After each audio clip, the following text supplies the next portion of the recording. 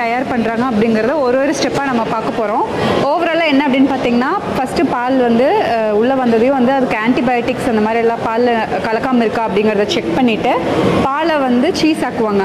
அது வந்து இப்போ எப்படி நம்ம பாலிலிருந்து பன்னீரை திரி வைப்போம்னா அந்த மாதிரி சீஸ் ஆக்கிட்டு சீஸ்க்கு அப்புறம் அது குவாலிட்டி செக் பண்ணுவாங்க. அதுக்கப்புறம் வந்து சீஸில் பார்த்திங்கன்னா உப்பு இருக்கும். உப்பு ஆட் பண்ணிவிட்டு என்ன பண்ணுவாங்க அப்படின்னு பார்த்தீங்கன்னா 40 பவுண்ட், அதாவது கிட்டத்தட்ட ஒரு 18-19 கிலோ இருக்கிற ஒரு பெரிய க்யூபாக எடுத்துகிட்டு அதை வந்து வேக்யூம் சீல் பண்ணிவிட்டு சீஸ் வந்து குறிப்பாக என்ன பண்ணுவாங்கன்னா ஏஜ் ஆக்குவாங்க. அதாவது சீஸை கொஞ்ச நாள் வந்து அப்படியே வச்சுருப்பாங்க. எவ்வளோ வந்து சீஸ் ஏஜ் ஆகுதோ அவ்வளோக்களவு சீஸ் நல்லா ஷார்ப்பாக இருக்கும், நல்லாயிருக்கும் அப்படின்னு சொல்லுவாங்க. அந்த மாதிரி வந்ததுக்கப்புறம் அந்த சீஸை எடுத்துகிட்டு அந்த வேக்யூம் சீலெல்லாம் பிரிச்சுட்டு சின்ன சின்ன க்யூபாக கட் பண்ணுவாங்க. கட் பண்ணதுக்கப்புறம் என்னென்ன வெயிட்டுக்கு தேவையோ அந்த வெயிட்டெல்லாம் செக் பண்ணி பேக் பண்ணுவாங்க. பேக் பண்ணதுக்கப்புறம் குவாலிட்டி செக் பண்ணிவிட்டு நம்மளுக்கு வந்து அந்த சீஸ் வருது. இந்த ப்ராசஸ் தான் நம்ம வந்து ஒன்று ஒன்றா பார்க்க போகிறோம்.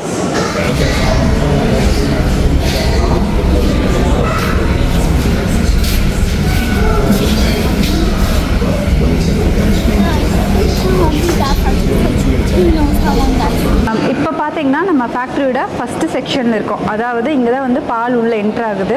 இங்கே பால் வந்து குவாலிட்டி செக் பண்ணுவாங்க. ஆன்டிபயோட்டிக்ஸ் எல்லாம் கலக்காமல் இருக்கா அந்த மாதிரி எல்லாம் குவாலிட்டி செக் பண்ணதுக்கப்புறம் என்ன ஆகுதுன்னு பார்த்தீங்கன்னா, இங்கே தான் வந்து அந்த பாலுக்கு எப்படி நம்ம வந்து பன்னீர் ஆக்கணும் அப்படின்னா வந்து லெமன் வீட்டில் ஆட் பண்ணுவோம்னா அந்த மாதிரி இங்கே வந்து சீஸ் ஆக்குற அந்த ஏஜென்ட் வந்து ஆட் பண்ணுவாங்க. 10 பவுண்ட் பால் வந்து 1 பவுண்டு சீஸ் ஆகுது. அதாவது வந்து 10 மடங்குலேருந்து 1 மடங்காக வந்து குறையுது. இதுதான் வந்து ஃபஸ்ட்டு செக்ஷன்.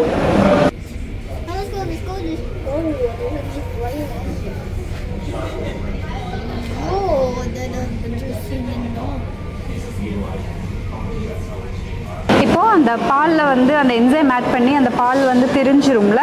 அடுத்தது பார்த்திங்கன்னா அதுதான் இந்த செக்ஷன். இங்கே வந்து அந்த சீஸாக திரிஞ்சு இருக்கிறத வந்து எடுத்து குவாலிட்டி செக் பண்ணுவாங்க. செக் பண்ணி ரெடியாக இருக்கா அப்படின்னு பார்ப்பாங்க. அதுதான் இது.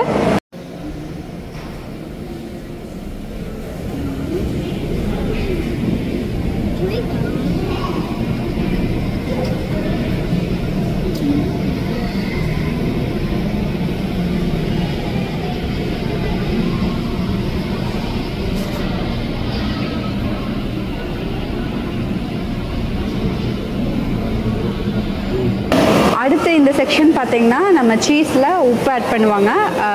அதுதான் வந்து இந்த சீஸ்க்கு டேஸ்ட் கொடுக்குறதே. அது மட்டும் இல்லாமல் பார்த்திங்கன்னா சீஸ்லேயே வந்து நிறையா வெரைட்டிஸ் இருக்குது. அது மட்டும் இல்லாமல் சீஸ்குள்ளே வந்து இதில் பார்த்திங்கன்னா நிறையா ஃப்ளேவர்ஸும் ஆட் பண்ணுவாங்க. அந்த மாதிரி ஆட் பண்ணுற செக்ஷன் இது.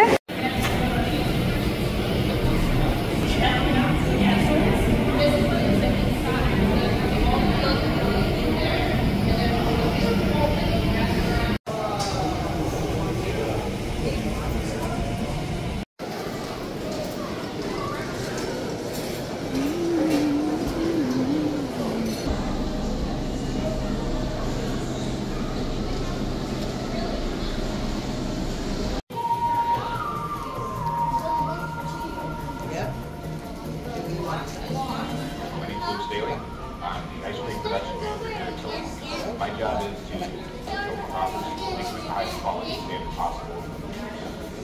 My name is Peter Stenberg. I'm the Century Manager. I'm in charge of the team that proposes all crops in electric small taste. அடுத்து இந்த செக்ஷனில் பார்த்தீங்கன்னா சீஸ் பிளாக்ஸ் ரெடி ஆகுது. நம்ம பார்த்தோம்னாலே தெரியும் 40 பவுண்ட் சீஸ் பிளாக் வந்து ரெடி ஆகுது. அதை பேக் பண்ணுறாங்க. பேக் பண்ணி வேக்யூம் சீல் பண்ணுறாங்க.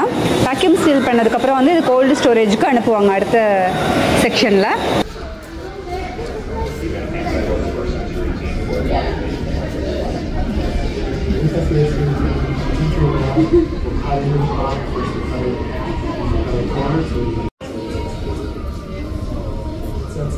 The vacuum sealer.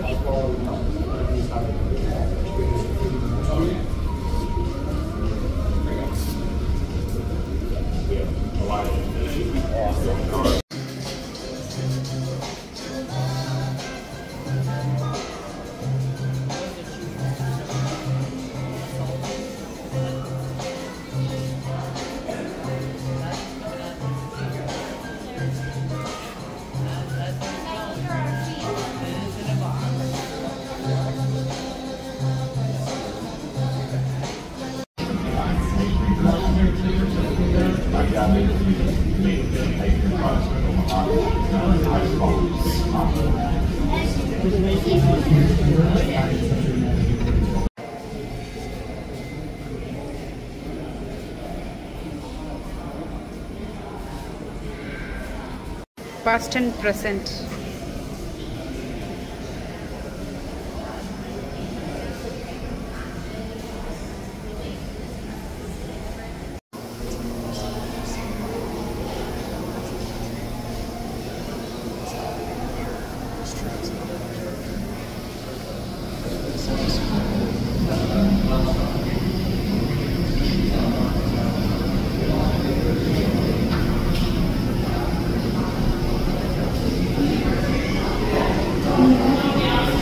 இப்போ பார்த்தீங்கன்னா இங்கே ஸ்டோரேஜ்லேருந்து சீஸ் எடுத்துகிட்டு வந்துட்டாங்க. இது கிட்டத்தட்ட பார்த்தீங்கன்னா மினிமம் 60 நாளாவது வந்து கோல்டு ஸ்டோரேஜில் வச்சுருக்காங்க. 5 வருஷம் வரைக்குமே வச்சுருப்பாங்க. எவ்வளோக்கு எவ்வளோ வந்து சீஸ் ஸ்டோர் பண்ணி வச்சுருக்காங்களோ அந்தளவுக்கு வந்து சீஸ் ஷார்ப்பாக சூப்பராக இருக்கும்.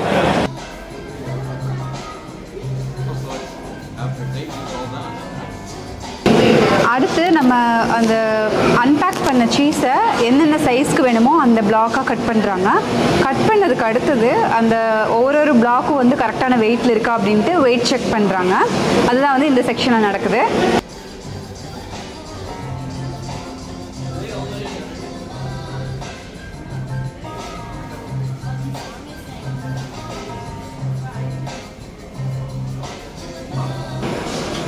வெயிட் செக் பண்ணதுக்கு அடுத்தது பார்த்திங்கன்னா வந்து பேக் பண்ணிவிட்டு பேக்கிங் கரெக்டாக நடந்திருக்கா அப்படின்ட்டு குவாலிட்டி செக் பண்ணுறாங்க. அதுக்கப்புறம் அந்த மாதிரி சீஸ் வந்து சைஸ் அதிகமாக இருக்கிறதெல்லாம் கட் பண்ணுறாங்களா, அந்த கட் பண்ணுற சீஸ் எல்லாம் வந்து வேஸ்ட் ஆகாமல் வந்து நம்மளுக்கு வந்து ஷ்ரெடட் சீஸ் அப்படின்ட்டு கொடுப்பாங்க. துருவின சீஸ் மாதிரி இருக்கும். அந்த மாதிரி இல்லைனா சீஸ் கர்ட்ஸ் அப்படின்ட்டு குட்டி குட்டி சீஸ் க்யூப்ஸ் தனித்தனியாக விற்றுருவாங்க. அந்த மாதிரி சீஸ் வேஸ்ட் ஆகாமல். அடுத்தது கடைசியாக வந்து பேக் பண்ணிவிட்டு நம்ம வந்து கைக்கு நம்மளோட கடைகளுக்கு சீஸாக வந்துடுது.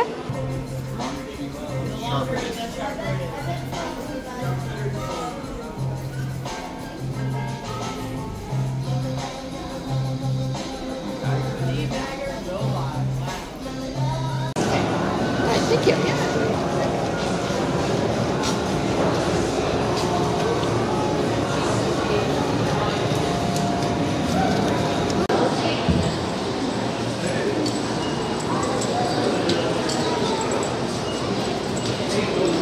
1854 ஸ்டார்ட் பண்ணியிருக்காங்க. எங்கே பிரகல்யா சீஸ் சாம்பிள்ஸ் வாங்கினியா? என்னென்ன வாங்கின? So I got this cheese. I don't know what type it is. I think this is cheddar. Cheddar cheese. And then some gravy. நம்ம சீஸ் எப்படி பண்ணுறாங்க அப்படிங்கிறத ப்ராசஸை பார்த்து முடிச்சதுக்கப்புறம் பார்த்திங்கன்னா சீஸ்க்கு வந்து ஃப்ரீ சாம்பிள்ஸும் கொடுக்குறாங்க. சாப்பிட்டு பாருங்கள். யூஸ்வலாக வந்து இங்கே திலாமுக் யூஎஸ்லேயே வந்து ரொம்ப பாப்புலரான ஒரு சீஸ் பிராண்டு. சீஸ் மட்டும் இல்லை, ஐஸ்கிரீம், அதுக்கப்புறம் பால், அந்த மாதிரி நிறைய இருக்குது திலாமுக்கில். அதுக்கப்புறம் இங்கே மார்க்கெட்டும் இருக்குது. அங்கே வந்து நாங்கள் எல்லா வகையான சீஸ் எல்லாமே பார்த்தோம். ஏஜ்டு சீஸ், அதுக்கப்புறம் வந்து சீஸில் நிறையா ஃப்ளேவர்ஸ் எல்லாமே இருந்துச்சு. அதுக்கப்புறம் இங்கேயே வந்து நம்ம ஐஸ்கிரீம் சாப்பிட்லாம். அதுக்கப்புறம் வந்து பர்கர்ஸ், பீட்சா எல்லாமே இருந்தது. மொத்தத்தில் எங்களுக்கு இந்த ஃபேக்ட்ரி விசிட் ரொம்பவுமே பிடிச்சிருந்தது. உங்களுக்கு எப்படி இருக்குது அப்படின்ட்டு கமெண்ட்டில் சொல்லுங்கள். தேங்க்யூ.